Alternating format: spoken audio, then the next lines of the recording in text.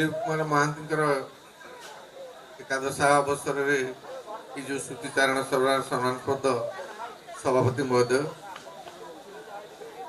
सम्मुखें उपस्थित समस्त वयोज्येष्ठ गुरुजन मुरबी नेतृमंडली युवबंधुगण आज दिलीप कुमार महांती ये श्रुतिचारण सभा भल पाउथुवा आम समस्ते आसी उपस्थित होइछे कारण सामाजिक स्तर रे तांकर जो सरल स्वभाव समस्त को आपणई नेवार दक्षता क्षमता तांकर भरपूर होइथिला। ये अंचल रे तांकर प्रत्येक अनुष्ठान आध्यात्मिक कथा कहतु बा सामाजिक कथा कहतु सबु क्षेत्र में से उपस्थित रही कार्य को किभली भाव में आगक ने शांति श्रृंखलार कार्य करेंगे तांकर मुरबी पुणिबा को समस्त ग्रहण करुले कारण तांको कथा समस्त को ग्रहणीय थिला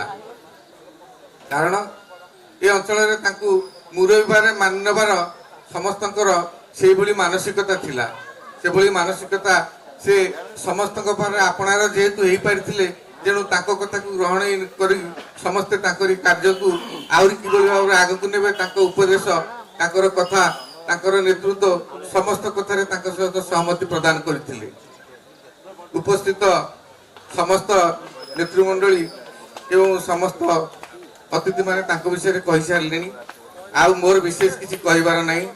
इति केवल जगन्नाथ निकट रे कामना करूची से दिलीप भाई को सद्गति तांका आत्मार सद्गति हो एवं तांको परिवार उपरे दिलीप भाई आशीर्वाद रहू जगन्नाथ आशीर्वाद रहू किभली भाव में जो भाव में सामाजिक स्तर में प्रतिष्ठा लाभ करते ठीक से भाव में जगन्नाथ आशीर्वाद रहू तांको परिवार से ही दिगरे जातु एति कही मोर वक्तव्य साइन करछि। ओम शांति।